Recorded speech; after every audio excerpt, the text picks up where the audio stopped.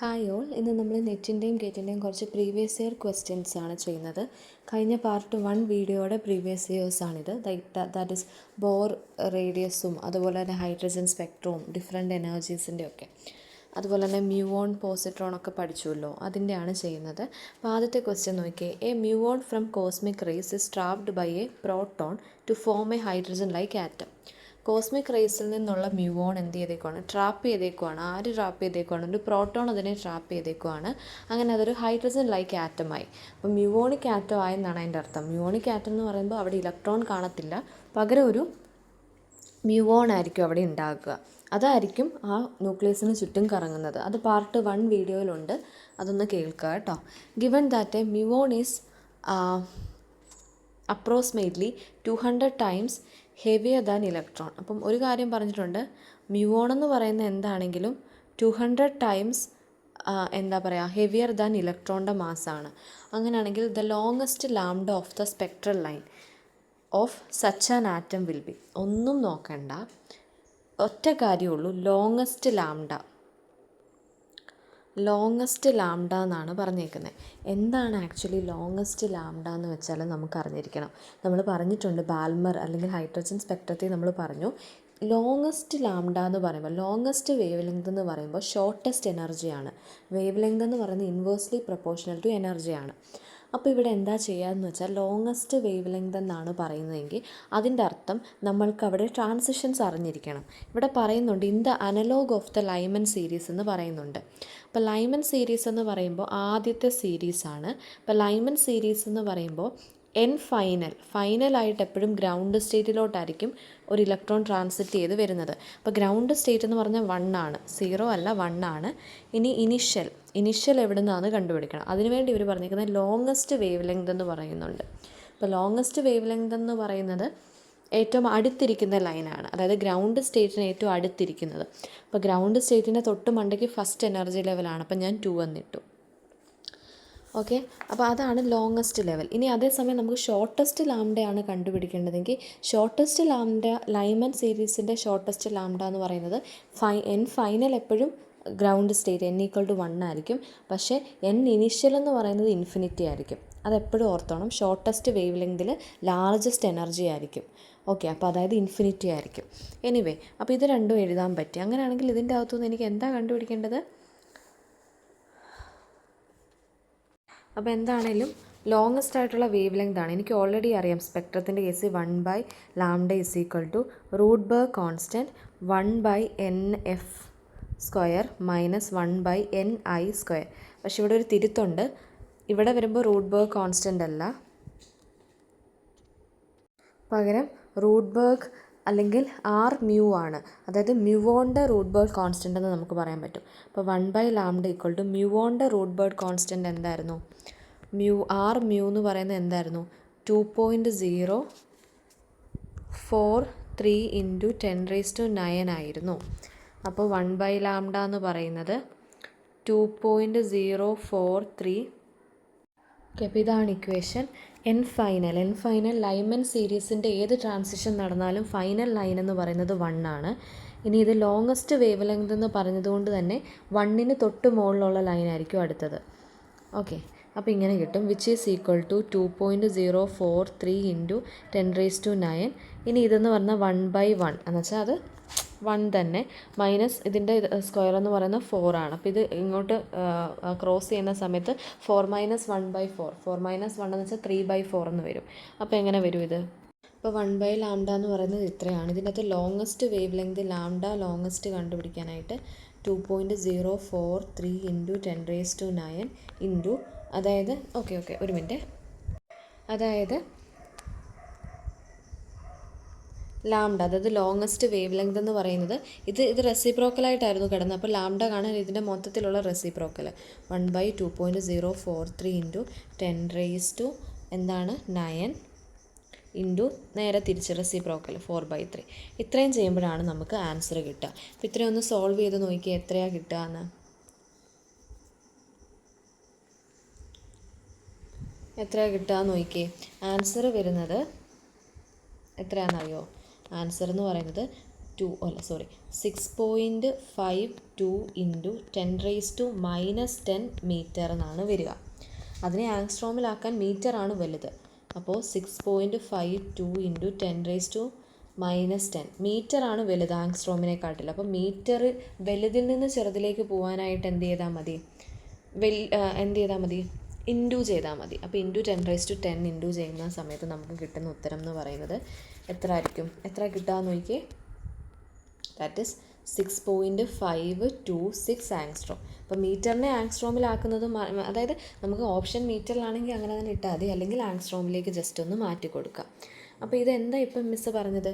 എപ്പോഴും ഗേറ്റിന് എന്താണെങ്കിലും ഓർത്ത് വെക്കേണ്ട ഒരു കാര്യമാണ്. ഒരു സംഭവം, അത് ബാൽമർ ആയിക്കോട്ടെ, ലൈമൻ ആയിക്കോട്ടെ, എന്തും ആയിക്കോട്ടെ.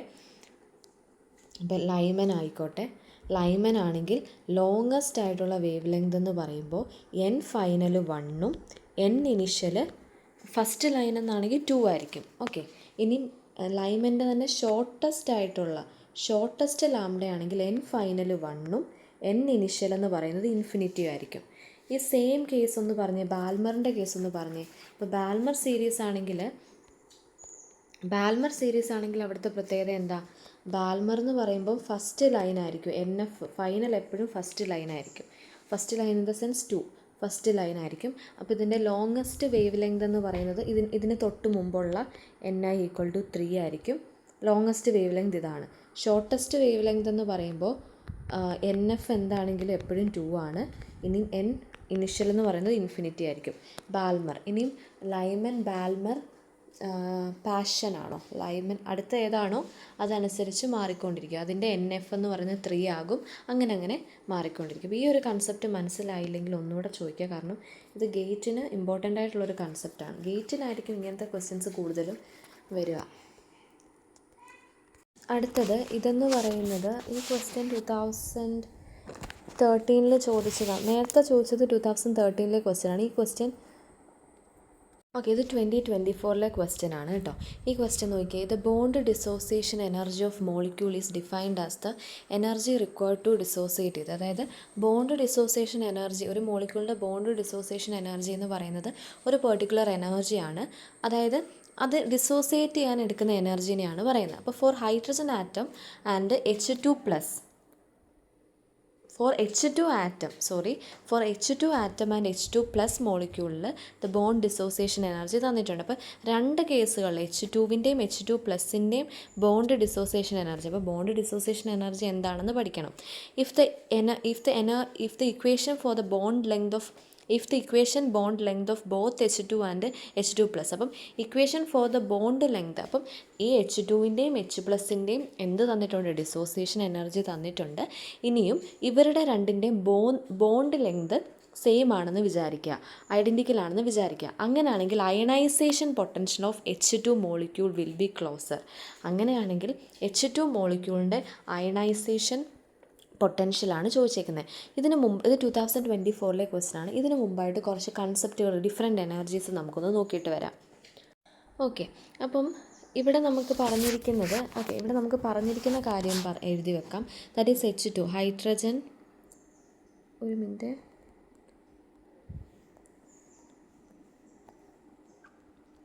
ഹൈഡ്രജൻ H2വിൻ്റെ ബോണ്ട് ഡിസോസിയേഷൻ എനർജി 4.478 ഇലക്ട്രോൺ വോൾട്ടാണ്. H2+ൻ്റെ 2.651 ഇലക്ട്രോൺ വോൾട്ടാണ്. ഇതിവിടെ നിൽക്കട്ടെ. മിസ്സ് കുറച്ച് കാര്യങ്ങളിലൂടെ പറഞ്ഞുതരാം. ഡിഫറെൻറ്റ് എനർജീസിനെ കുറിച്ച് പറഞ്ഞുതരാം. അതായത് ഒന്നാമത്തെ എനർജിയാണ് അയണൈസേഷൻ എനർജി. എന്താ അയണൈസേഷൻ എനർജി എന്ന് പറയുന്നത്? എൻ്റെ മക്കൾക്ക് അറിയാവോ? അതായത് ഇൻഫിനിറ്റിയിലേക്ക് പോകുന്ന ഒരു കൺസെപ്റ്റാണ്, അല്ലെങ്കിൽ ഒരു കേസാണ് ശരിക്കും അയണൈസേഷൻ എനർജി നമ്മൾ നോക്കുന്നത്. അതായത് ഈ അയണൈസേഷൻ എന്ന് പറയുന്നത്, അപ്പോൾ ഹൈഡ്രജൻ ആറ്റത്തിൻ്റെ കേസിൽ ഈ അയണൈസേഷൻ കണ്ടുപിടിക്കാനായിട്ട് ഫൈനൽ മൈനസ് ഇനിഷ്യൽ അല്ലേ? ഓക്കെ, അപ്പോൾ അതായത് ഈ ഇൻഫിനിറ്റി എനർജി മൈനസ് ഫസ്റ്റ് ഓർബിറ്റിൻ്റെ എനർജി എന്നുള്ള രീതിയിലാണ്, അല്ലെങ്കിൽ ഇനിഷ്യൽ എനർജി എന്നുള്ളതാണ്. അപ്പം നമുക്കറിയാം ഇൻഫിനിറ്റിയിലേക്ക് പോകും തോറും നെഗറ്റിവിറ്റി കുറഞ്ഞു വരുവാണ്, അല്ലെങ്കിൽ എനർജി 0 ആയിട്ട് വരുവാണ്. അത് നെഗറ്റിവിറ്റി കുറഞ്ഞാണ് വരുന്നത്. നെഗറ്റിവിറ്റി കുറഞ്ഞാണ് വരുന്നതെന്നാണ് ഉദ്ദേശിക്കുന്നത്. കാരണം ആദ്യം -13.6 ആയിരുന്നു, പിന്നെ -3.4 ഹൈഡ്രജൻ്റെ. അത് നമ്മൾ പഠിച്ചു വെക്കണം കേട്ടോ. ഓക്കെ. അപ്പോൾ ഇൻഫിനിറ്റിയിലുള്ള എനർജി എന്ന് പറയുന്നത് 0 ആണ്. ഇനിയും E1ലുള്ള ഹൈഡ്രജൻ്റെ എനർജി -13.6 ആണ്. മൈനസും മൈനസും പ്ലസ് ആകും. അപ്പോൾ അയണൈസേഷൻ എനർജി ഓഫ് ഹൈഡ്രജൻ എന്ന് പറയുന്നത് 13.6 ഇലക്ട്രോൺ വോൾട്ട് എന്ന് നമുക്ക് കിട്ടും. അപ്പോൾ എന്താണ് അയണൈസേഷൻ എനർജി എന്ന് പറയുന്നത്? പർട്ടിക്കുലർലി നമ്മൾ ഇൻഫിനിറ്റിയിലേക്ക് പോകുമ്പോൾ അല്ലെങ്കിൽ ഇൻഫിനിറ്റീവായിട്ട് ചേർന്ന് നമ്മൾ കൺസിഡർ ചെയ്യുന്നൊരു കേസാണ്. ഇനി അടുത്തത് എക്സൈറ്റേഷൻ എന്ന് പറയുന്നൊരു പെർട്ടിക്കുലർ എനർജിയാണ്. എക്സൈറ്റേഷൻ എനർജി എന്ന് പറയുമ്പോൾ പേരിൽ തന്നെ ഉണ്ട്, എക്സൈറ്റ് ചെയ്യിപ്പിക്കാൻ എടുക്കുന്ന എനർജി എന്ന് വെച്ചാൽ ഒരു പെർട്ടിക്കുലർ ആയിട്ടുള്ള ഇലക്ട്രോണെ താഴെയിൽ നിന്ന് മുകളിലേക്ക് ജമ്പ് ചെയ്യിക്കാൻ എടുക്കുന്ന എനർജി. അപ്പോൾ അത് നോർമലി അതും അതായത് ഏതിൽ നിന്ന് ഏതിലേക്കാണ് അല്ലേ, പെർട്ടിക്കുലർ ആയിട്ടുള്ള എനർജി ലെവലാണ് നോക്കുന്നത്. അതായത് എക്സൈറ്റഡ് എനർജി എന്ന് പറയുമ്പോൾ നമ്മൾ എവിടേക്കാണ്, അതായത് EF - EI എവിടേക്കാണ്, ഒരു മിനിറ്റ് ഇതൊന്ന് നോട്ട് ചെയ്തേക്കണം. EF - EI അല്ല,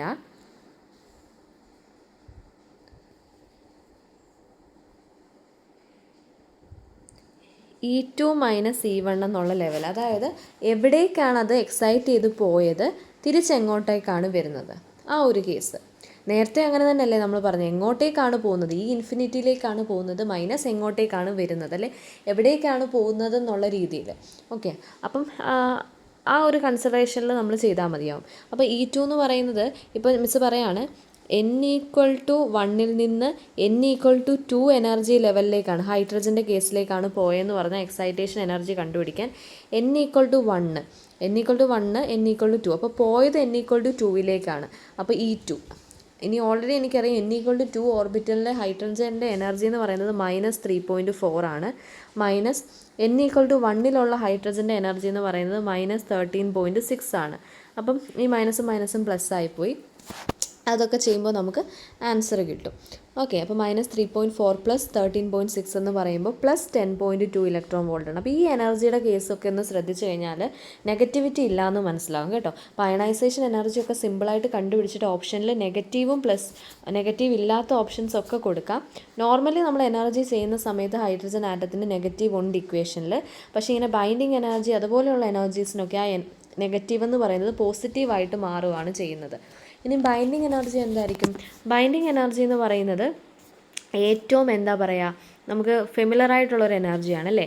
minimum energy required to remove electron from atom. ഒരു പെർട്ടിക്കുലർ ആറ്റത്തിൽ നിന്ന് പറയുമ്പോൾ എന്ത് സിമ്പിളാണല്ലേ, ഒരു പെർട്ടിക്കുലർ ആറ്റത്തിൽ നിന്ന് ഒരു ഇലക്ട്രോണെ മുഴുവനായിട്ട് അല്ലെങ്കിൽ ആ ഇലക്ട്രോണെ റിമൂവ് ചെയ്യാനായിട്ട് എടുക്കുന്ന എനർജിയാണ് ബൈൻഡിങ് എനർജി. അപ്പോൾ ഇന്നലെ നമ്മൾ പറഞ്ഞു അല്ലേ, അതായത് ഓർബിറ്റിൽ നിന്ന് അകലെ കിടക്കുവാണെങ്കിൽ ബൈൻഡിങ് എനർജി കുറവ് കൊടുത്താൽ മതി ആ ഇലക്ട്രോണെ നമുക്ക് വെളിയിലേക്ക് വിടാൻ. കാരണം ന്യൂക്ലിയസിൽ നിന്ന് അകലെ കിടക്കുന്ന ഒരു ഇലക്ട്രോണ് ന്യൂക്ലിയസുമായിട്ട് അധികം ബന്ധമൊന്നുമില്ല. അപ്പോൾ ന്യൂക്ലിയസ് അതിനെ അധികം അട്രാക്ട് ചെയ്ത് പിടിക്കാറില്ല. അതേസമയം ഓർബിറ്റിൻ്റെ ഉള്ളിലേക്ക് കയറും തോറും ഇലക്ട്രോണെ നമുക്ക് വെളിയിലേക്ക് വിടുത്തണമെങ്കിൽ ഒരുപാട് ബൈൻഡിങ് എനർജിയുടെ ആവശ്യമുണ്ട്. എൻ്റെ മക്കൾ ഓർത്തോണം, എപ്പോഴും ബൈൻഡിങ് എനർജി എന്ന് പറയുന്നത് -EN ആണ്. ഇപ്പോൾ നമ്മൾ അതായത് n=1 ആണെങ്കിൽ നമുക്കറിയാം ഹൈഡ്രജൻ ആറ്റത്തിൻ്റെ എനർജി എന്ന് പറയുന്നത് നെഗറ്റീവ് 13.6 ആണ്. അപ്പോൾ നെഗറ്റീവും പ്ലസ് ആകുമ്പോൾ ബൈൻഡിങ് എനർജി 13.6 എന്ന് കിട്ടും. ഇനി n=2 ആകുമ്പോൾ ഹൈഡ്രജൻ ആറ്റത്തിൻ്റെ -3.4 ആണെന്നറിയാം. ഓൾറെഡി ഒരു മൈനസ് ഉണ്ട്, മൈനസും മൈനസും പ്ലസ് ആയി 3.4 ആവും. അപ്പോൾ n=1 ഓർബിറ്റിലുള്ള ബൈൻഡിങ് എനർജി 13.6, n=2 മാറി അങ്ങനെയാണ് വരിക. പിന്നുള്ളത് അയണൈസേഷൻ എനർജിയാണ്. അയണൈസേഷൻ എനർജി എന്ന് പറയുമ്പോൾ ഇറ്റ്സ് എ റേഷ്യോ ആണ് actually. Ionization energy is actually the ratio of ionization excite ചെയ്യുന്ന ionization potential is actually the ratio of ionization energy and ഇലക്ട്രോണിൻ്റെ ചാർജ് എന്നുള്ള രീതിയിൽ. അപ്പം അയണൈസേഷൻ പൊട്ടൻഷ്യൽ ആണെങ്കിൽ ionization energy by E. Ionization energy നമുക്കറിയാം ഇൻഫിനിറ്റിയിലാണ് നമ്മൾ അയണൈസേഷൻ എനർജി കൺസിഡർ ചെയ്യുന്നത്. അങ്ങനെ അതാണ് ഇവിടെ നോക്കുന്നത്, അയണൈസേഷൻ എനർജി ബൈ E എന്ന് നമുക്ക് കൊടുക്കാനായിട്ട് പറ്റും. അപ്പോൾ ഒരു എക്സാമ്പിൾ നോക്കിക്കഴിഞ്ഞാൽ ഇവിടെ നോക്കിക്കഴിഞ്ഞാൽ അയണൈസേഷൻ എനർജി എന്ന് പറയുന്നത്, അപ്പം അയണൈസേഷൻ എനർജി എന്ന് പറഞ്ഞാൽ സത്യം പറഞ്ഞാൽ ഈ ഇക്വേഷനാണ് പറയുക. അതായത് എനർജിയുടെ തന്നെ ഇക്വേഷൻ Z² / n² നെഗറ്റീവ് ഉണ്ട് ഇൻറ്റു 13.6 ഇലക്ട്രോൺ വോൾട്ട്. ഇത് തന്നെയാണ് അയണൈസേഷൻ എനർജി. പെർട്ടിക്കുലർ ഏത് ലെവലിൽ പോയാലും, പക്ഷേ ഇൻഫിനിറ്റി ആയിട്ട് നമ്മൾ ചേർത്ത് പറയുന്നു എന്ന് മാത്രമേ ഉള്ളൂ. ഹൈഡ്രജൻ്റെ കേസിലുള്ള അയണൈസേഷൻ എനർജി 13.6 ഇലക്ട്രോൺ വോൾട്ട് ആണ്. ബാക്കി ഹൈഡ്രജൻ ലൈക്ക് ഇലക്ട്രോൺസ് ഏതെടുത്താലും ആറ്റംസ് എടുത്താലും ഇത് തന്നെ നമുക്ക് ഇക്വേഷനായിട്ട് കൊടുക്കാം. ഫോർ എക്സാമ്പിൾ നമുക്ക് ലിഥിയത്തിൻ്റെയാണ് കാണേണ്ടത്. അപ്പോൾ ലിഥിയം എന്ന് പറയുന്ന ഹൈഡ്രജൻ ലൈക്ക് അല്ല, പക്ഷേ 2+ ആയിട്ട് വരുമ്പോൾ അത് ഹൈഡ്രജൻ ലൈക്ക് ആകും. ലിഥിയം ഒരു അയോൺ ആവുന്ന സമയത്ത് ഇപ്പോൾ 2+ എന്ന് വെച്ചാൽ അതൊരു അയോണായി, 2 ഇലക്ട്രോൺ പോയി കിട്ടി. അപ്പോൾ ഇതിൻ്റെ അയണൈസേഷൻ എനർജി എന്ന് പറയുന്നത് നോക്കിയേ, E ഇതിൻ്റെ Z എന്ന് പറയുന്ന അറ്റോമിക് നമ്പർ, ലിഥിയത്തിൻ്റെ അറ്റോമിക് നമ്പർ 2 ആണ്. 2² ലിഥിയത്തിൻ്റെ N = 1 ആണ് കണ്ടുപിടിക്കണം. അപ്പോൾ 1 × 1² 1 13.6. ഇത് ചെയ്യുമ്പോൾ എൻ്റെ മക്കൾക്ക് കിട്ടുന്നത് 1224 ഇലക്ട്രോൺ വോൾട്ട് എന്നാണ് കിട്ടുന്നത്. അപ്പോൾ ഇതാണ് ലിഥിയത്തിൻ്റെ അയണൈസേഷൻ എനർജി. ഇനി ഇത് വെച്ചിട്ട് നമുക്ക് എന്ത് ചെയ്യാൻ പറ്റും? ലിഥിയത്തിൻ്റെ അയണൈസേഷൻ പൊട്ടൻഷ്യൽ കണ്ടുപിടിക്കുക. അയണൈസേഷൻ പൊട്ടൻഷ്യൽ എന്ന് പറയുന്നത് ഇൻഫിനിറ്റിയിലുള്ളതിനെ, അതായത് അയണൈസേഷൻ എനർജി എന്ന് പറയുന്നത് നമ്മൾ ഇൻഫിനിറ്റിയിലുള്ളതിനെയാണ് ഇപ്പോൾ കണ്ടുപിടിച്ചത്. അപ്പോൾ ഇൻഫിനിറ്റിയിലുള്ള ഒരു സാധനത്തെ വോൾട്ടിൻ്റെ രൂപത്തിൽ എഴുതുവാണ് ശരിക്കും അയണൈസേഷൻ പൊട്ടൻഷ്യൽ. അപ്പോൾ അയണൈസേഷൻ എനർജി ബൈ E എന്ന് ഓർക്കുക. ഒന്നും മനസ്സിലായില്ലെങ്കിൽ ഇക്വേഷൻസ് ഒന്ന് നോക്കുക കേട്ടോ. അപ്പോൾ അയണൈസേഷൻ എനർജി ലിഥിയത്തിൻ്റെ ഓൾറെഡി മിസ് കണ്ടുപിടിച്ചു, 1224 ടൈംസ് ഓഫ് ഇലക്ട്രോൺ വോൾട്ട് ആണ്, ഡിവൈഡഡ് ബൈ E. ഇയും ഇയും ക്യാൻസൽ ആയിപ്പോയാൽ 1224 ടൈംസ് ഓഫ് വോൾട്ട്. അപ്പോൾ ഇത്രയും ഓർത്ത് മതി. ഹൈഡ്രജൻ്റെ അയണൈസേഷൻ എനർജി ഫോർ N = 1 എന്ന് പറയുന്നത് 13.6 ആണ്, പ്ലസ് ആണ്. അതുപോലെ തന്നെ ലിഥിയത്തിൻ്റെ 1224 ആണ്. അപ്പോൾ അതനുസരിച്ച് ചെയ്താൽ മതിയാകും കേട്ടോ, കാണാതെ ഒന്നും പഠിക്കേണ്ട കാര്യമില്ല. അപ്പോൾ ഇനി നമുക്ക് നമ്മുടെ ക്വസ്റ്റ്യനിലേക്ക് വരാവേ.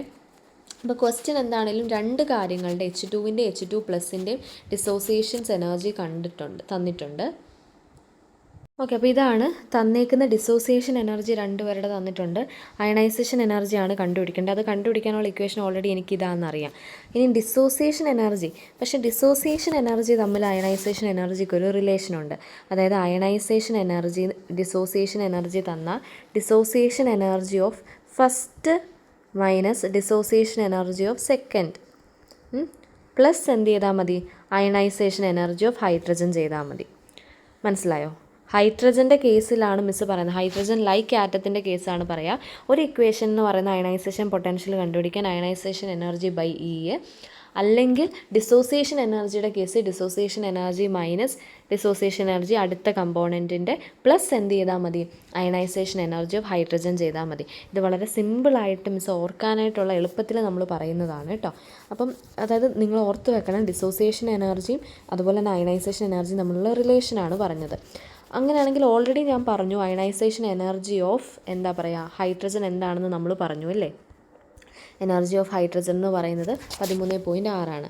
അങ്ങനെയാണെങ്കിൽ അയണൈസേഷൻ പൊട്ടൻഷ്യൽ ഓഫ് ഹൈഡ്രജൻ അല്ലെങ്കിൽ H2 എന്ന് പറയുന്നത് 2 പേരുടെയും ഡിസോസിയേഷൻ, ഒരാളുടെ ഡിസോസിയേഷൻ എനർജി ഇത്രയാണ്, മൈനസ് അടുത്ത ആളുടെ ഡിസോസിയേഷൻ എനർജി ഇത്രയാണ് 5 പ്ലസ് എന്ത് ചെയ്താൽ മതി, അയണൈസേഷൻ എനർജി ഓഫ് ഹൈഡ്രജൻ. ഇതാണല്ലോ എപ്പോഴും റെഫറൻസ് എന്ന് പറയുന്നത്. ഇത്രയും ചെയ്യുമ്പം കിട്ടുന്നത് 15.4 ഇത്രയും ഇലക്ട്രോൺ വോൾട്ട് എന്ന് കിട്ടും.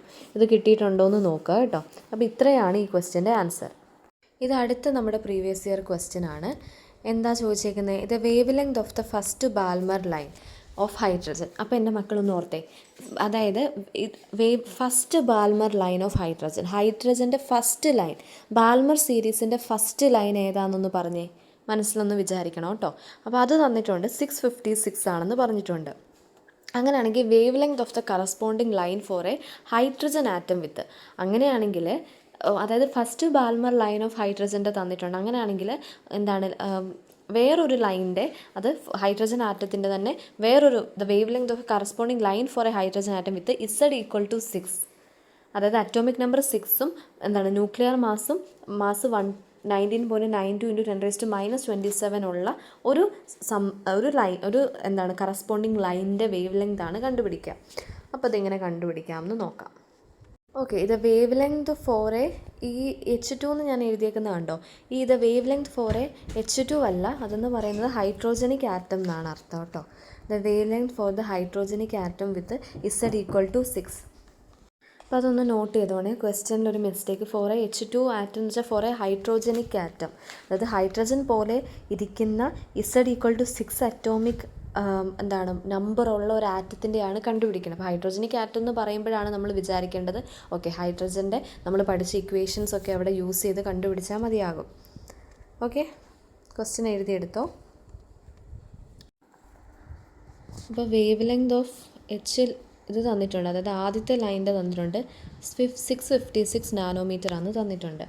അങ്ങനെയാണെങ്കിൽ ഇസഡ് ഈക്വൽ ടു 6 ലൈന് കറസ്പോണ്ടിങ് ആയിട്ടുള്ള വേവ് ലെങ്ത് ആണ് കണ്ടുപിടിക്കേണ്ടത്. Wavelength okay Balmer series ആണ്. ബാൽമർ സീരീസിൻ്റെ ഫസ്റ്റ് ലൈൻ എന്നാണ് പറഞ്ഞേക്കുന്നത്. ഫസ്റ്റ് ബാൽമർ ആയതുകൊണ്ട് എപ്പോഴും ഇനി ഫൈനലായിട്ട് അത് വരുന്നത് എത്രയിലായിരിക്കും? 2 അതിൻ്റെ ഫസ്റ്റ് ലൈൻ എന്ന് പറയുന്നത് 2 കഴിഞ്ഞ് 3 ആണ്. സെക്കൻഡ് ലൈൻ എന്ന് വെച്ചാൽ 4 ആണ്. അപ്പോൾ ഇങ്ങനെയാണ് പോവുക.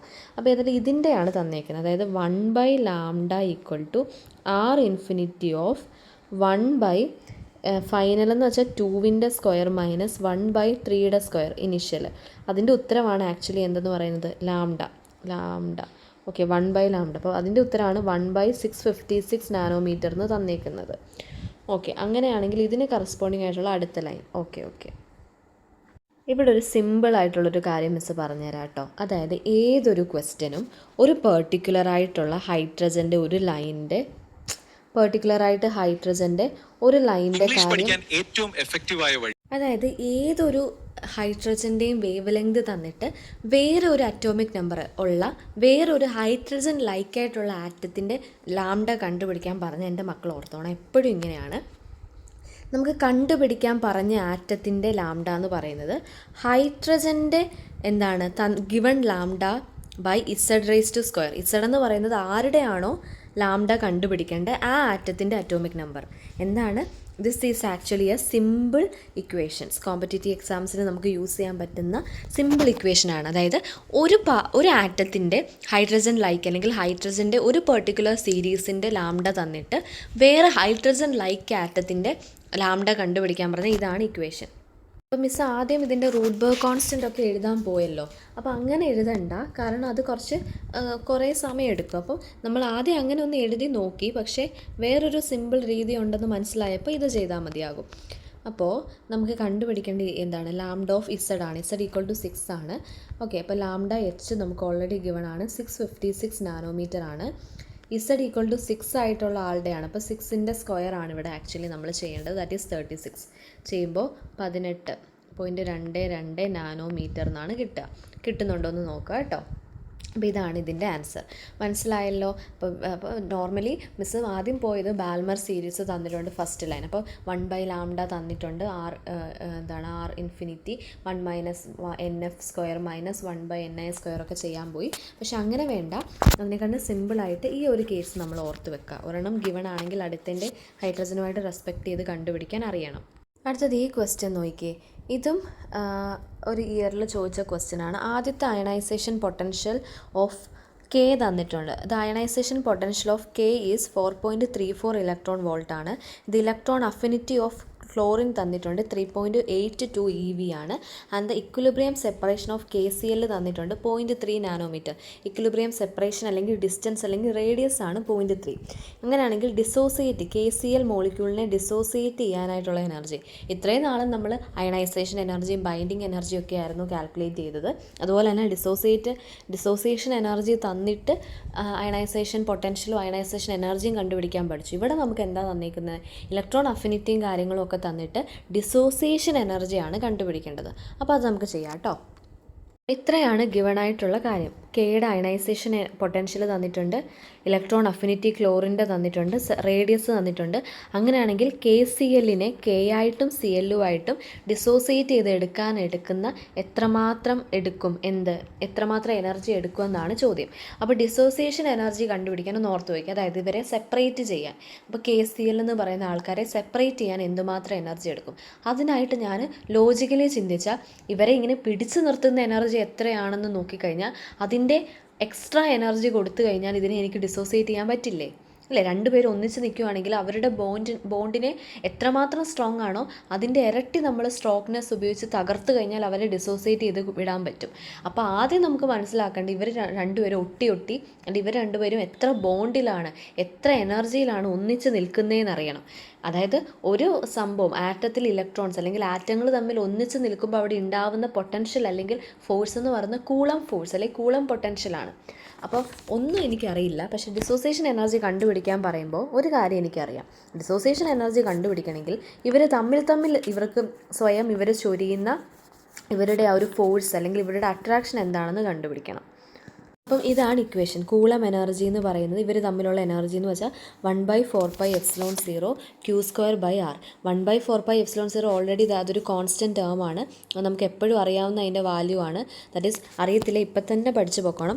8.988 into 10⁻⁹ newton metre square per coulomb square കേട്ടോ. അപ്പോൾ എന്താ കൂളം എനർജി എന്ന് പറയുന്ന 1/4πε0 Q²/r.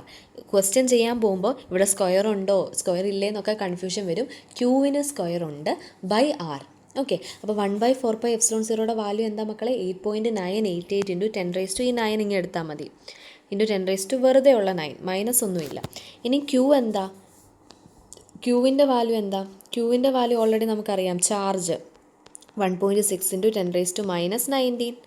ഇനി ആർ എന്താ? ആർ ഓൾറെഡി ഗിവൺ ആണ്, 0.3 നാനോമീറ്റർ എന്ന് പറയുന്ന 0.3 ഇൻറ്റു 10⁻³ മീറ്റർ ആണ്.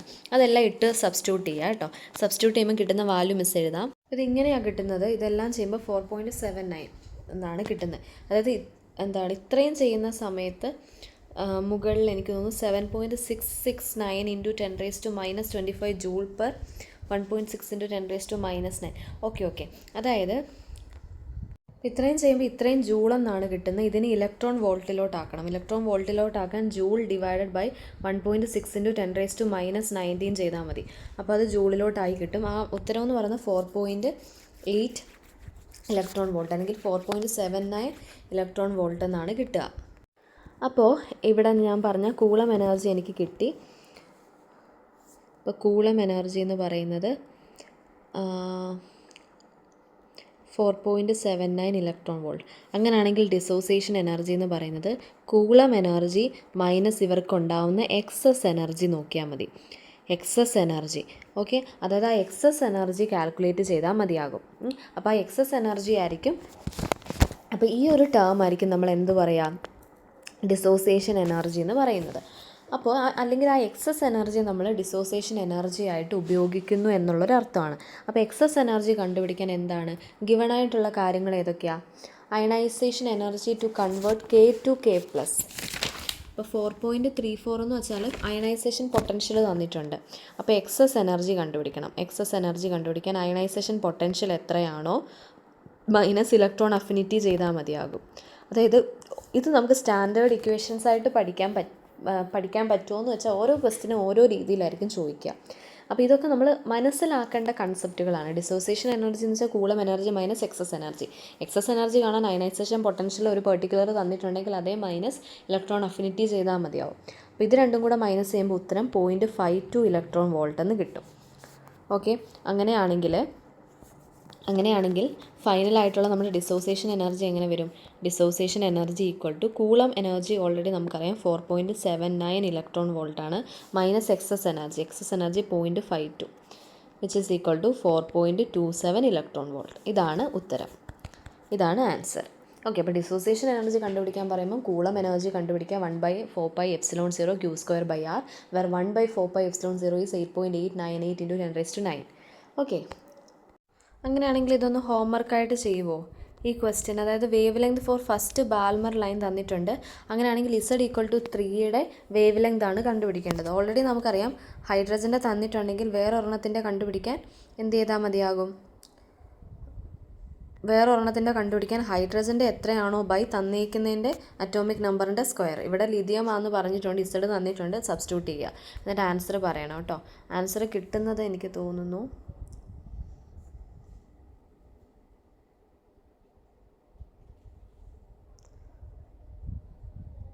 ഈ ക്വസ്റ്റ്യൻ ഇതിൻ്റെ ആൻസറേ ഓൾറെഡി ഗിവൺ ആണല്ലോ. 72.9. ഓക്കെ, ഇതൊന്ന് ചെയ്ത് നോക്കണേ. Wave length for first line of lithium is about line of lithium. ലിഥിയത്തിൻ്റെ ഓൾറെഡി ഗിവൺ ആണ്. ഓക്കെ, ഈ ക്വസ്റ്റ്യൻ അവിടെ നിൽക്കട്ടെ. എനിക്ക് തോന്നുന്നു ഈ ക്വസ്റ്റ്യനിൽ ഓക്കെ ആ ക്വസ്റ്റ്യൻ അവിടെ നിൽക്കട്ടെ കേട്ടോ. ഓക്കെ ആ ക്വസ്റ്റ്യനിൽ എന്തോ മിസ്റ്റേക്ക് ഉള്ളതുപോലെ. ഓക്കെ എനിവേ ഇതോടെ ഒന്ന് നോക്കിക്കോണേ. Bohr radius of the hydrogen atom, ഈ രണ്ട് കേസുകളും ഒന്ന് ബൈ ഹാർട്ട് ചെയ്ത് ഒന്ന് ഓർത്ത് വെക്കുക, MCQയിൽ വല്ലതും ചോദിച്ചാൽ. അതുപോലെ തന്നെ വേറൊരു കാര്യം ഓർത്ത് വെക്കേണ്ടത്, ഹൈഡ്രജൻ മോളിക്യൂളിൻ്റെ രണ്ട് പ്രോട്ടോണുകൾ തമ്മിലുള്ള ഡിസ്റ്റൻസ് H2-ൻ്റെയാണ്, H2 മോളിക്യൂളിൻ്റെയാണ് കേട്ടോ. സിംഗിൾ ഹൈഡ്രജൻ്റെ അല്ല, H2 മോളിക്യൂളിൻ്റെ രണ്ട് പ്രോട്ടോണുകൾ തമ്മിലുള്ള ഡിസ്റ്റൻസ് ചോദിച്ചാൽ 0.1 നാനോമീറ്റർ ആണ് അവരുടെ ഡിസ്റ്റൻസ് എന്ന് പറയുന്നത്. ഓക്കെ, അതിൻ്റെ ഡീറ്റെയിൽസ് കൊടുത്തിട്ടുണ്ട്, വായിച്ച് നോക്കുക. ഇത് ഓൾറെഡി നമ്മൾ ചെയ്തോ? ഇത് ഓൾറെഡി ചെയ്തു.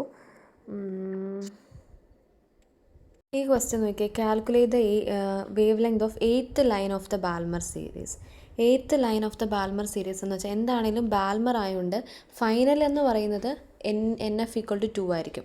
ഇനി ഇത് NI എന്ന് പറയുന്നത് അപ്പോൾ എന്തായിരിക്കും? NI 8 ആണോ? അല്ല, 8th ലൈൻ എന്നാണ് പറയുന്നത്. അപ്പോൾ 8th ലൈൻ കൂട്ടിപ്പോണേ. 8th ലൈൻ എന്ന് പറയുമ്പോൾ എത്ര ആയിരിക്കും? അതായത് മക്കൾക്ക് മനസ്സിലായോ? 8th ലൈൻ എന്നാണ് ചോദിച്ചേക്കുന്നത്. 8th ലൈൻ ബാൽമർ സീരീസിൻ്റെ 8th ലൈനിൻ്റെ ലാംഡയാണ് കണ്ടുപിടിക്കേണ്ടത്. അപ്പോൾ ബാൽമർ സീരീസ് എന്ന് വെച്ചാൽ NF എന്താ പറയുക 2 ആണ് അല്ലേ? ഫൈനൽ 2 ആണ്. NF=1 ആണ് ലൈമൻ, NF=2 ആണ് ബാൽമർ, NF=3 ആണ് അടുത്ത ലൈൻ, അങ്ങനെ. അപ്പോൾ ഈ ബാൽമറിൻ്റെ 8th ലൈനിൻ്റെയാണ് കണ്ടുപിടിക്കേണ്ടത്. അപ്പോൾ നമ്മൾ കുട്ടിയോട് ചെയ്യുന്ന തെറ്റെന്ന് പറയുന്നത് ഇനിഷ്യൽ എന്ന് പറയുന്നത് 8 എന്ന് വിചാരിക്കും. അതായത് മുകളിൽ നിന്ന് താഴേക്ക് വരുന്ന ട്രാൻസിഷനിലാണല്ലോ ഈ ഒരു സ്പെക്ട്രം നമുക്ക് കാണാൻ പറ്റുക. അപ്പോൾ 8ാമത്തെ ലൈനല്ല, 8th ലൈൻ എന്ന് വെച്ചാൽ നോക്കിയേ, ബാൽമർ സീരീസിൻ്റെ അടുത്ത ഇനിഷ്യൽ എന്ന് വെച്ചാൽ 8ാമത്തെ ലൈനിൻ്റെയാണ് കണ്ടുപിടിക്കേണ്ടത്. അപ്പോൾ N=2 കഴിയുമ്പോൾ എത്ര ലൈനുണ്ട്? N=3 അത് വരാം, 4 വരാം, 5 വരാം, 5 2 വരാം, 6 2 വരാം, 7 2 വരാം, 8 അങ്ങനെയാണെങ്കിൽ 1 2 3 4 5 6 ആയതേ ഉള്ളൂ, 9 10. അതായത് നോക്കിയേ, 3 2 വരാം, 4 2 വരാം, 5 2 വരാം, ഇങ്ങനെ 8th ലൈനിൻ്റെയാണ് കണ്ടത്. അപ്പോൾ 8ാമത്തെ ലൈൻ ഏതാ? 1 2 3 4 5 6 7 8. അതായത് N ഇനീഷ്യൽ 10ൽ നിന്ന് 2 വരുമ്പോൾ ഉള്ള ബാൽമർ സീരീസിൻ്റെ വേവ് ലെങ്ത് ആണ് ചോദിച്ചേക്കുന്നത്. മനസ്സിലായോ? ഇത് മനസ്സിലായെങ്കിൽ ഇതിൽ ഡൗട്ട് ഉണ്ടെങ്കിൽ ഒന്ന് ചോദിക്കണേ. അപ്പോൾ 8th ലൈൻ എന്ന് വെച്ചാൽ അതാണ്. അപ്പോൾ അങ്ങനെയാണെങ്കിൽ ലൈമൻ സീരീസിൻ്റെ ആണെങ്കിലോ, ലൈമൻ സീരീസിൻ്റെ 8th ലൈൻ ആണെങ്കിലോ, ലൈമൻ സീരീസിൻ്റെ NF എന്ന് പറയുന്നത് എന്താണെങ്കിലും ഫൈനൽ 1 ആണ്. അപ്പോൾ ലൈമൻ്റെ ആണെങ്കിൽ 2ൽ നിന്ന് 1 പോവാം, 3ൽ നിന്ന് 1 പോവാം, 4ൽ നിന്ന് 1, അങ്ങനെ 8ാമത്തെ ലൈൻ എന്ന് വെച്ചാൽ 9 ആണ്. അങ്ങനത്തെ 1ാമത്തെ ലൈൻ, 2ാമത്തെ ലൈൻ, 3 4 5 6 7 8, 8ാമത്തെ ലൈൻ എന്ന് വെച്ചാൽ 9 ആണ് ലൈമൻ്റെ കേസിൽ. ബാൽമറിൻ്റെ കേസിൽ 8ാമത്തെ ലൈൻ എന്ന് വെച്ചാൽ 10 ആണ്. അപ്പോൾ ആ വ്യത്യാസം ആദ്യം ഇത് പഠിക്കുന്ന സമയത്ത് ഇതാണ് മനസ്സിലാക്കുക. അങ്ങനെയാണെങ്കിൽ ബാക്കി സബ്സ്റ്റിറ്റ്യൂട്ട് ചെയ്താൽ മതി. ഇത് ചെയ്തിട്ട് പറയണം കേട്ടോ കിട്ടുന്നുണ്ടോയെന്ന്. ഓക്കെ, അടുത്തത് consider the Bohr model of hydrogen atom consider ചെയ്യുക. ആൽഫ എന്ന് പറയുന്ന ഫൈൻ സ്ട്രക്ചർ കോൺസ്റ്റൻറ്റ് തന്നിട്ടുണ്ട്. അങ്ങനെയാണെങ്കിൽ velocity of electron in the lowest orbit, ഇത് ഓൾറെഡി നമുക്കറിയാം. അതായത് ഫൈൻ സ്ട്രക്ചറും ഹൈഡ്രജൻ ആറ്റത്തിൻ്റെ ബോർ മോഡലും റേഡിയസും ഒക്കെ തമ്മിലുള്ള വെലോസിറ്റിയുടെ ഇക്വേഷൻ നമുക്കറിയാം. വെലോസിറ്റി എന്ന് വെച്ചാൽ Z/c/n-ൻ്റെ Z/n ആണ്. കാണിക്കാവേ. വിയുടെ വാല്യൂ നമുക്ക് ഓൾറെഡി അറിയാം, Z²/2ε0h. ഇതിൻ്റെ സബ്സ്റ്റിറ്റ്യൂഷനൊക്കെ നമുക്കറിയാം. ഇത് സോൾവ് ചെയ്യുന്ന സമയത്ത് ആൽഫ എന്ന് വെച്ചാൽ ഫൈൻ സ്ട്രക്ചർ, E²/2ε0h എന്ന് പറയുന്ന ആൽഫയാണ്. പിന്നെ ബാക്കി നമ്മൾ സബ്സ്റ്റിറ്റ്യൂട്ട് ചെയ്യുമ്പോഴാണ് അവിടെ C/n അവിടെ ഓൾറെഡി ഉണ്ട്, ഇൻറ്റു സിയും കൂടെ ഉണ്ട്. അപ്പോൾ ഇത് ഓൾറെഡി നമുക്കറിയാവുന്ന ഇക്വേഷനാണ്. ഫൈൻ സ്ട്രക്ചർ അവിടെ ഉണ്ടെങ്കിൽ നമുക്ക് ഇങ്ങനെ ഈ ഇക്വേഷൻ, അതായത് velocity of electron in the nth orbit എന്ന് പറഞ്ഞ് ഈ ഇക്വേഷൻ നമുക്ക് യൂസ് ചെയ്യാവുന്നതാണ്. അപ്പം അങ്ങനെയാണെങ്കിൽ ക്വസ്റ്റ്യൻ പറയുന്ന ബോർ മോഡൽ ഉപയോഗിച്ച് എങ്ങനെ വരും എന്നുള്ളതാണ് ക്വസ്റ്റ്യൻ നോക്കിക്കഴിഞ്ഞാൽ, Bohr model of hydrogen atom consider ചെയ്ത് കഴിഞ്ഞാൽ ആൽഫ എന്ന് പറയുന്ന ഫൈൻ സ്ട്രക്ചർ കോൺസ്റ്റൻ്റ് ആണ്. അങ്ങനെയാണെങ്കിൽ velocity of electron in the lowest orbit already നമുക്കറിയാം ഇങ്ങനെയാണ്. ഇവിടെ ഇങ്ങനെയാണ് ഹൈഡ്രജൻ ലൈക്ക് ആറ്റത്തിൻ്റെ വെലോസിറ്റി ഫൈൻ സ്ട്രക്ചർ തന്നിട്ടുണ്ടെങ്കിൽ എളുപ്പത്തിൽ ഇങ്ങനെ കാണാൻ പറ്റും. ഇവിടെ പറയുന്നുണ്ട് അങ്ങനെയാണെങ്കിൽ velocity of electron in the lowest orbit എന്ന് വെച്ചാൽ n=0 ആണോ? അല്ല, അതൊരിക്കലും പോസിബിൾ അല്ല. ലോവസ്റ്റ് ഓർബിറ്റ് അല്ലെ ഗ്രൗണ്ട് സ്റ്റേറ്റ് എന്ന് വെച്ചാൽ n=1 ആണ്. അപ്പോൾ V=Z∝c/1 which is equal to Z.α.c. Answer കിട്ടിയില്ലേ? അപ്പം ഓപ്ഷൻ ഏതായിരുന്നു? Okay okay. അപ്പം ഇസഡ് ആൽഫ സി എന്നാണ്. അപ്പോൾ option alpha C. Okay, hydrogen like atom ആണ്. അപ്പോൾ Bohr model of hydrogen atom ആണ്. വേറെ ഇസഡ് എന്ന് പറയുന്നത് അപ്പോൾ 1 ആണ്. വേറെ റെസ്പെക്റ്റീവ് ഒന്നും തന്നിട്ടില്ല. അപ്പോൾ ഹൈഡ്രജൻ ആറ്റത്തിൻ്റെ അറ്റോമിക് മാസ് ആയിട്ടുള്ള അറ്റോമിക് നമ്പർ 1 എടുത്തു. അപ്പം ഇസഡ് ആൽഫ ഡോട്ട് സി എന്ന് കിട്ടി. അപ്പോൾ ആൻസർ നമുക്ക് കിട്ടി. ഓക്കെ, അടുത്ത ക്വസ്റ്റ്യൻ പെട്ടെന്ന് നോക്കിയേ. The wave length of the Lyman series. ഹൈഡ്രജൻ്റെ ലൈമൻ സീരീസിൻ്റെ വേവ് ലെങ്ത് തന്നിട്ടുണ്ട് 1215 ആണ്. അങ്ങനെയാണെങ്കിൽ എന്താണ് wave length of second line of the series and the series limit ആണ് നമുക്ക് കണ്ടുപിടിക്കേണ്ടത്. സെക്കൻഡ് ലൈൻ, അതായത് ഫസ്റ്റ് ലൈനിൻ്റെ തന്നിട്ടുണ്ട്. അങ്ങനെ calculate the lambda of the second line of the series and the series limit. ഇതിവിടെ റേഷ്യോ ഒന്നും കാണാൻ പറഞ്ഞിട്ടില്ലല്ലോ. അതായത് ഇത് തമ്മിൽ കമ്പയർ ചെയ്യാനൊന്നും പറയാത്ത സ്ഥിതിക്ക് ഞാൻ ഏതായാലും 1215 അധികം മൈൻഡ് ചെയ്യുന്നില്ല. പകരം ഇവിടെ ചോദിച്ചേക്കുന്ന സെക്കൻഡ് ലൈനിൻ്റെ അങ്ങനെയാണെങ്കിൽ എന്തായിരിക്കും എന്നാണ് ചോദിച്ചേക്കുന്നത്. സീരീസ് ലിമിറ്റ് എന്നുള്ളത് അവിടെ നിൽക്കട്ടെ. അപ്പോൾ സെക്കൻഡ് ലൈനിൻ്റെ ആണ് ചോദിച്ചേക്കുന്നത്. അപ്പോൾ സെക്കൻഡ് ലൈനിൻ്റെ ചോദിച്ചു കഴിഞ്ഞാൽ പറയാൻ പറ്റുന്നത് ലൈമൻ സീരീസ് ആണ്. ലൈമൻ സീരീസിൻ്റെ ഫൈനൽ ഏതായാലും 1 ആണ്. ഫസ്റ്റ് ലൈൻ എന്ന് പറയുന്നത് 2 ആണ്. സെക്കൻഡ് ലൈൻ എന്ന് വെച്ചാൽ 3 ആണ്. അപ്പോൾ ഇതാണ് ചോദിച്ചേക്കുന്നത്. 1/λ = r Rydberg constant 1/nf square minus 1/ni square. ഇത് ചെയ്യുക. ഇതിൻ്റെ മൊത്തത്തിലുള്ള റെസിപ്രോക്കൽ എടുത്തു കഴിഞ്ഞാൽ ലാംഡ കിട്ടും. ഓക്കെ, പിന്നെ ഇവിടെ ശ്രദ്ധിക്കേണ്ട ഒരു കാര്യം, ഇവിടെ റൂട്ട്ബർഗ് കോൺസ്റ്റൻ്റ് ആയിട്ട് 911 ആങ്സ്ട്രോം ആണ് കൊടുത്തേക്കുന്നത്. അതായത് 1.097 × 10⁷ per-meter അതിൻ്റെ ആങ്സ്ട്രോം ലെവലാണ് 911. റൂട്ട്ബർഗ് കോൺസ്റ്റൻറ്റിൻ്റെ ആങ്സ്ട്രോം ലെവലാണ് ആക്ച്വലി 911 എന്നുള്ളത്. അപ്പോൾ അത് വെച്ചിട്ടാണ് സബ്സ്റ്റിറ്റ്യൂട്ട് ചെയ്തേക്കുന്നത് മാത്രം. അപ്പോൾ അത് ഓപ്ഷൻ അനുസരിച്ചായിരിക്കും നമ്മൾ സബ്സ്റ്റിറ്റ്യൂട്ട് ചെയ്യുക. ഓക്കെ, ഇമ്പോർട്ടൻറ്റ് ക്വസ്റ്റ്യൻ ആണ്. Wave length of first line. Balmer സീരീസിൻ്റെ ആദ്യത്തെ ലൈൻ്റെ വേവ് ലെങ്ത് തന്നിട്ടുണ്ട്. അങ്ങനെയാണെങ്കിൽ first line of Lyman series. ഇങ്ങനത്തെ ക്വസ്റ്റ്യൻസ് നെറ്റിന് ഉറപ്പാണ്, ഗേറ്റിനും ഉറപ്പാണ്. ഇങ്ങനത്തെ ക്വസ്റ്റ്യൻസ് ഒക്കെയാണ് ചോദിക്കുക. ഇതിലും ടഫായിട്ടുള്ള ക്വസ്റ്റ്യൻസ് ഒക്കെ ആയിരിക്കും വരുന്നത്. നമ്മൾ ബേസിക് പഠിച്ചു പോകാമെന്ന് മാത്രമേ ഉള്ളൂ. അതനുസരിച്ച് നമ്മളുടെ രീതിയിൽ നമ്മൾ ചെയ്യണം എന്ന് മാത്രം. അപ്പോൾ ഇത് നോക്കാം. അപ്പം ഇങ്ങനെയാണ് തന്നിരിക്കുന്നത്. അപ്പോൾ ഫസ്റ്റ് ലൈൻ ഓഫ് ബാൽമർ ആദ്യം കണ്ടുപിടിക്കണം. എൻ്റെ മക്കൾ നോക്കിയേ, ഫസ്റ്റ് ലൈൻ ഓഫ് ബാൽമർ കണ്ടുപിടിക്കണം. അപ്പോൾ ഫസ്റ്റ് ലൈൻ ഓഫ് ബാൽമർ തന്നെ ഞാൻ ഇവിടെ കണ്ടുപിടിച്ച് വെച്ചിട്ടുണ്ട്. എങ്ങനെയാണ് first line of Ballmer already അവിടെ തന്നിട്ടുണ്ട്. ലാംഡയാണ് ഇക്വേഷൻ. അപ്പോൾ 1/λ = ഇക്വേഷൻ എഴുതുക. ദെർഫോർ ലാംഡ എന്ന് പറയുന്നത് ഇതിൻ്റെ എല്ലാത്തിൻ്റെ റെസിപ്രോക്കൽ ഇതുണ്ട്. ഇത് ഇട്ട് കൊടുത്തിട്ട് ഇതിൻ്റെ റെസിപ്രോക്കൽ എടുത്ത് എഴുതുക. ഇനി എന്ത് ചെയ്യുക, ലൈമൻ സീരീസിൻ്റെ അതുപോലെ തന്നെ കണ്ടുപിടിക്കുക. ലൈമൻ സീരീസിൻ്റെ ഫസ്റ്റ് ഇനിഷ്യൽ NF എന്ന് പറയുന്നത് 1 ആണ്. ഫൈനൽ 1 ആണ്. ഫസ്റ്റ് ലൈൻ എന്ന് പറയുമ്പോൾ 2 ആണ്. അതും വെച്ച് ചെയ്യുക. അപ്പോൾ 2 6. അപ്പോൾ ഇങ്ങനെ കിട്ടി. ബാൽമറിൻ്റെ ചെയ്തപ്പോൾ ഇങ്ങനെ കിട്ടി. ലൈമൻ്റെ ചെയ്തപ്പോൾ ഇത് കിട്ടി. അപ്പോൾ ലൈമൻ്റെ വിത്ത് റെസ്പെക്ട് ടു ബാൽമർ കണ്ടുപിടിക്കാൻ lambda Lyman by lambda Balmer. Lyman കിട്ടിയത് 4/3. ഇത് ഏതായാലും പോകും. ഇതവിടെ നിൽക്കട്ടെ. 4/3 പോകും.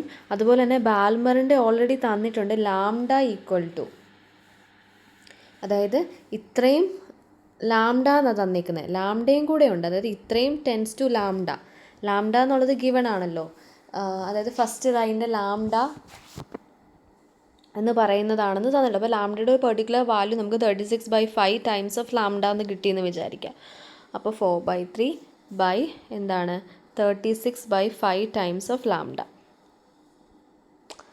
അപ്പോൾ 4/3 ഉണ്ട് ഇൻറ്റു 5 λ/36 എന്ന് വരും.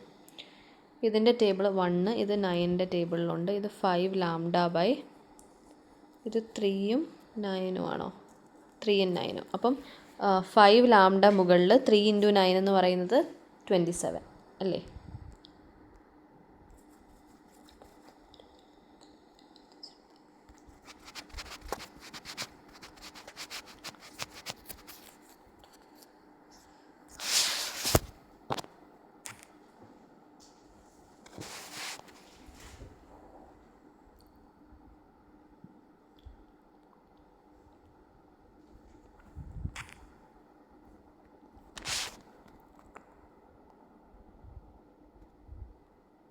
നോക്ക്, കണ്ടോ? ഇത്രയാണ് ആൻസർ. എന്തെങ്കിലും ഡൗട്ട് ഉണ്ടെങ്കിൽ ചോദിക്കുക. ഇനി സീരീസ് ലിമിറ്റ് എന്ന് പറയുമ്പോൾ ഇതൊന്ന് വായിച്ച് നോക്കുക. സീരീസ് ലിമിറ്റ് എന്ന് വെച്ചാൽ ഇൻഫിനിറ്റിയിലെ കാര്യമാണ് ചോദിക്കുന്നത്. അതായത് ഇനിഷ്യൽ ഇൻഫിനിറ്റിയിലുള്ളതാണ് ചോദിക്കുന്നത്. എന്ന് വെച്ചാൽ നമ്മൾ നേരത്തെ പറഞ്ഞില്ലേ ഷോർട്ടസ്റ്റ് വേവ് ലെങ്ത്, അത് തന്നെ. ഇതാണ് സീരീസ് ലിമിറ്റ്. ഈ ക്വസ്റ്റ്യനും കൂടെ ഒന്ന് ചെയ്ത് നോക്കുക. Series limit of Ballmer series ആണ് കണ്ടുപിടിക്കേണ്ടത്. അല്ല, സീരീസ് ലിമിറ്റ് തന്നിട്ടുണ്ട്. അങ്ങനെയാണെങ്കിൽ വാല്യൂ ഓഫ് റൂട്ട്ബർഗ് കോൺസ്റ്റൻറ്റ്, എപ്പോഴും റൂട്ട്ബർഗ് കോൺസ്റ്റൻറ്റ് വാല്യൂ 1.09 അതാണ്. ആങ്സ്ട്രോമിൽ വരുമ്പോൾ 911 ആവുന്നേ ഉള്ളൂ.